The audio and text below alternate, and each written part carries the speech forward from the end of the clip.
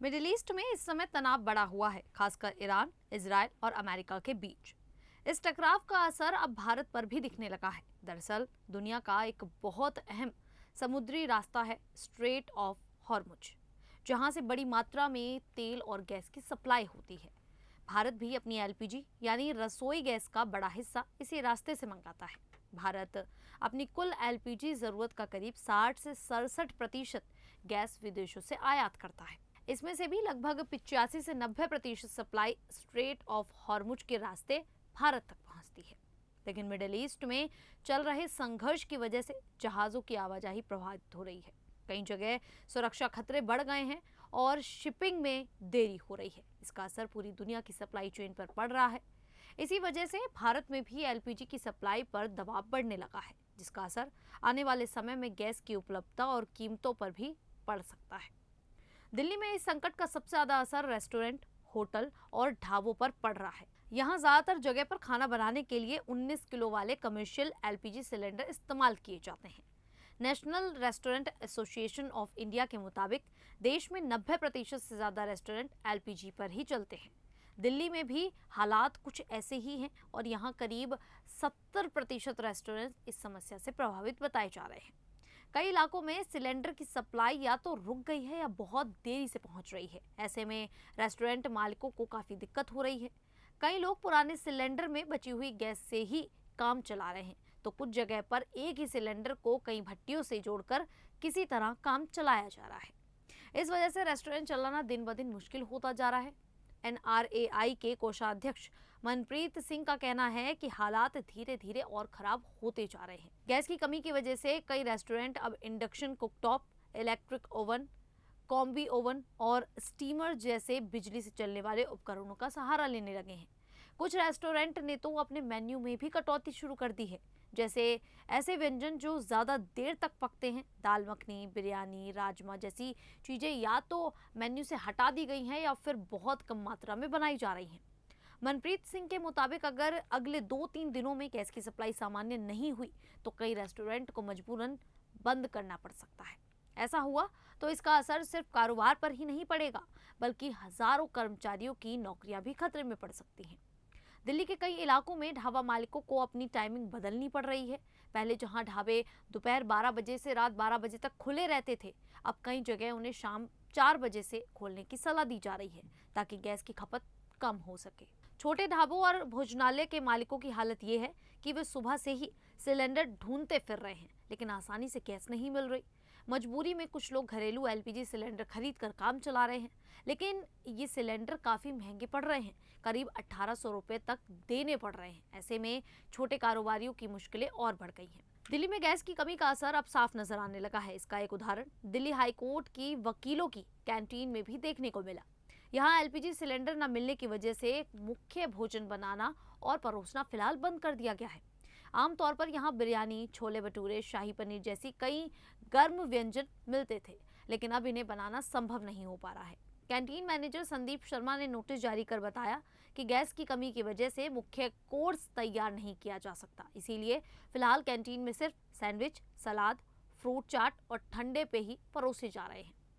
कहा गया है कि जैसे ही गैस की सप्लाई सामान्य होगी, मुख्य भोजन फिर से शुरू कर दिया जाएगा। ये घटना बताती है कि गैस की कमी का असर पूरे शहर में किस तरह पड़ रहा है। इस बीच सरकार ने हालात संभालने के लिए कुछ कदम भी उठाए हैं। केंद्र सरकार ने आवश्यक वस्तु अधिनियम लागू कर दिया है और एलपीजी की सप्लाई में घरेलू इस्तेमाल को प्राथमिकता दी जा रही है। मतलब पहले घरों, अस्पतालों और जरूरी सेवाओं के लिए गैस सुरक्षित रखी जा रही है, जबकि कमर्शियल सिलेंडर की सप्लाई फिलहाल सीमित कर दी गई है। बाकी सेक्टरों को पिछले 6 महीनों की औसत खपत के हिसाब से ही गैस दी जा रही है। इसी बीच 7 मार्च को घरेलू एलपीजी सिलेंडर की कीमत भी 60 रुपए बढ़ा दी गई, जिसके बाद दिल्ली में इसकी कीमत करीब 913 रुपए हो गई है। सरकार ने रिफाइनरियों को भी उत्पादन बढ़ाने के निर्देश दिए हैं, जिसके बाद गैस उत्पादन में करीब 25% तक बढ़ोतरी की गई है, ताकि सप्लाई को बेहतर किया जा सके।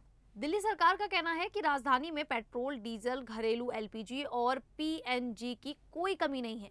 सरकार ने साफ किया है कि आम लोगों को घबराने की जरूरत नहीं है। मुख्य सचिव की अध्यक्षता में हुई एक बैठक में तेल कंपनियों ने भी बताया कि उनके पास पर्याप्त स्टॉक मौजूद है और सप्लाई सामान्य तरीके से जारी है।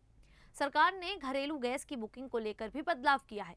पहले नया सिलेंडर 21 दिन बाद बुक होता था, लेकिन अब इसे 25 दिन कर दिया गया है ताकि लोग ज्यादा सिलेंडर जमा न कर सके और होर्डिंग पर रोक न लग सके।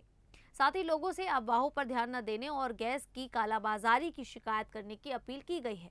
हालात पर नजर रखने के लिए पुलिस और राजस्व विभाग को अलर्ट कर दिया गया है। इस मुद्दे पर अब राजनीतिक बयानबाजी भी तेज हो गई है। आम आदमी पार्टी के नेता अरविंद केजरीवाल ने इस मामले को लेकर केंद्र सरकार पर निशाना साधा है।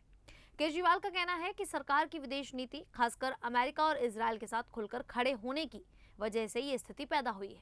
उनका दावा है कि इससे भारत की पुरानी नॉन अलाइनमेंट नीति कमजोर हुई है और खाड़ी देशों के साथ रिश्तों पर असर पड़ा है।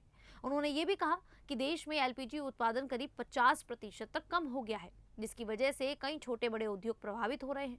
अगर हालात जल्द नहीं सुधरे तो लाखों लोगों की नौकरियां खतरे में पड़ सकती हैं।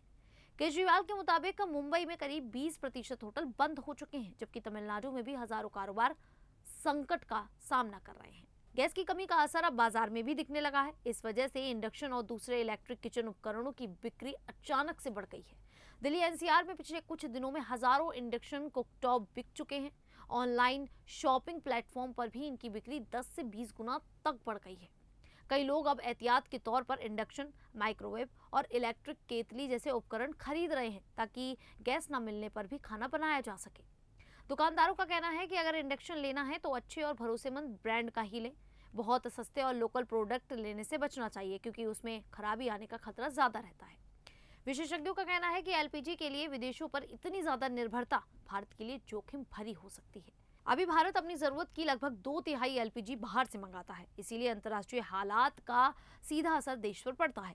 नीति आयोग की एक रिपोर्ट के मुताबिक आने वाले समय में ये स्थिति बदल सकती है। अनुमान है कि साल 2047 तक देश की कुल ऊर्जा में एलपीजी की हिस्सेदारी घटकर करीब 15% रह सकती है। इसीलिए अब इलेक्ट्रिक कुकिंग को बढ़ावा देने की बात भी कही जा रही है।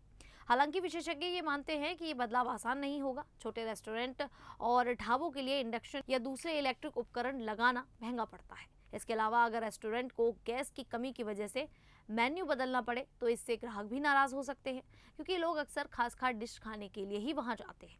कुल मिलाकर देखा जाए तो ये संकट दिल्ली के रेस्टोरेंट कारोबार को हिला रहा है। पहले ही महंगाई से जूझ रहे रेस्टोरेंट और ढाबा मालिक अब गैस की कमी की नई परेशानी का सामना कर रहे हैं। सरकार का कहना है कि घरेलू स्तर पर गैस की कोई कमी नहीं है, लेकिन कमर्शियल सिलेंडर के मामले में दिक्कत साफ नजर आ रही है। इसी वजह से रेस्टोरेंट कारोबार सबसे ज्यादा प्रभावित हो रहा है। अगर जल्द ही रूस, अफ्रीका जैसे दूसरे देशों से गैस की सप्लाई बढ़ती है या देश में उत्पादन बढ़ाया जाता है तो हालात बेहतर हो सकते हैं। आने वाले कुछ दिनों में ये साफ हो जाएगा कि ये संकट कितना लंबा चलता है और इसका रेस्टोरेंट और उद्योग पर कितना गहरा असर पड़ता है। खैर, इस पूरे मामले को लेकर आप लोगों को क्या लगता है? क्या सच में देश में गैस सिलेंडर्स की कमी हो चुकी है या फिर नहीं? आप हमें कमेंट करके अपनी राय जरूर दें। अभी के लिए इतना ही, फिर हाजिर होंगे ऐसी ही देश और दुनिया से जुड़ी बड़ी खबरों के साथ। तब तक के लिए देखते रहिए द न्यूज़ 15 दिल्ली।